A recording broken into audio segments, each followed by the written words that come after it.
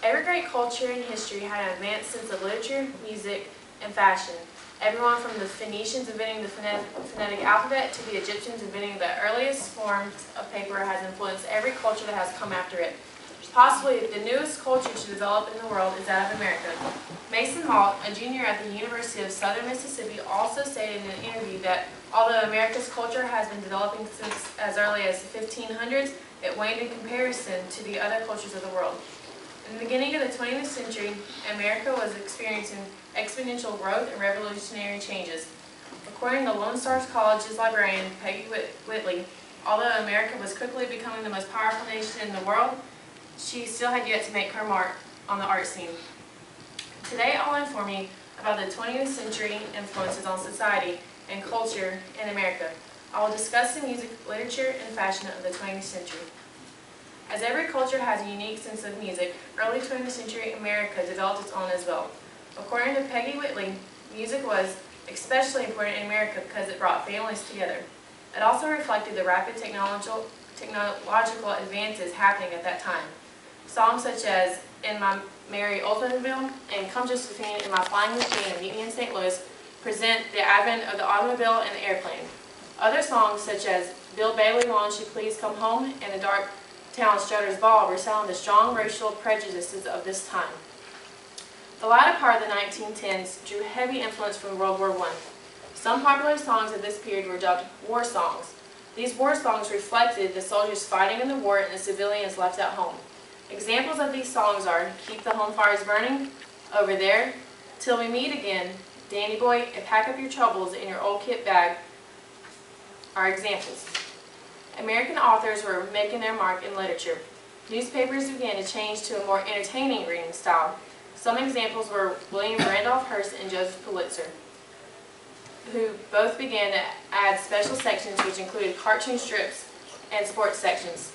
Some works written during the first decade, such as L. Frank Baum's The Wonderful World of Oz and Jack London's Call of the Wild, continue to be as popular today as they were then. Some of the most popular topics were racism, women's issues, workers, problems, big businesses, and urban problems.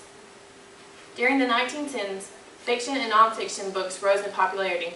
The Secret Garden by Frances Hodgson Burnett, Of Human Bondage by Somerset Maugham, and Tarzan of the Apes by Edgar Rice Burroughs were some of the popular books written in this decade. Mr. Beerling Sees It Through, a fiction by H.G. Wells, and Over the Top by Arthur Guy Impey are both considered war books, as they were both written about World War I. This is The Secret Garden, which is an example of a book from this time period.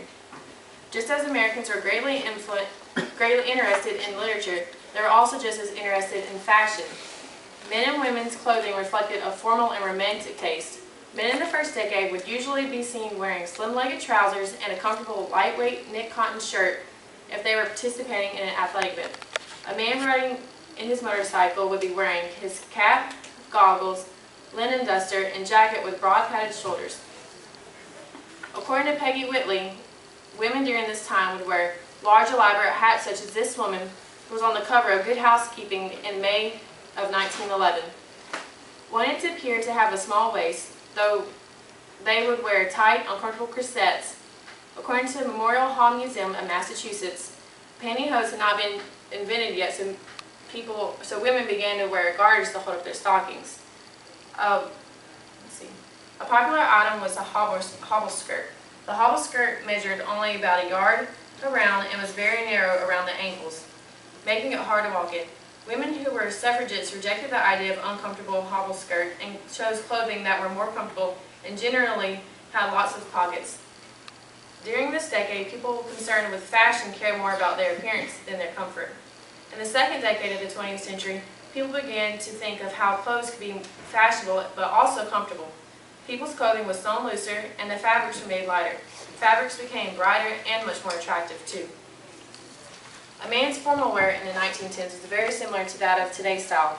According to Katie Bishop of the Vintage Victorian website, men would have worn a black tuxedo jacket, a white formal shirt and a wingtip collar, and a black or white bow tie and vest, white gloves, and bendable-soled shoes for dancing.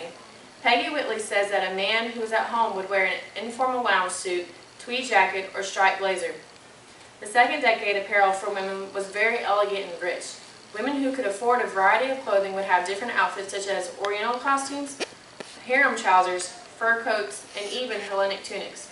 Instead of large hats, women began to wear large headdresses. My Sawyer of the Women's Fashion History website says that women's hemlines began to get shorter to which it showed their ankles, which is completely unheard of at this time. In conclusion, today I informed you about the culture of the early 20th century, which is a revolutionary time of many levels, and I discussed the music, literature, and fashion of this time period. It was the true beginning of what could be called modern times. The rapid advancement in technology is reflected by the change in music, literature, fashion, and society as a whole. Now America is the most powerful and influential nation in the world. As culture has influenced, every culture has interacted with it. It's fascinating how such a powerful and influential society can be traced back to humble beginnings that began many thousands of years after every other culture and society that was founded before it. America has certainly made her mark on the art scene.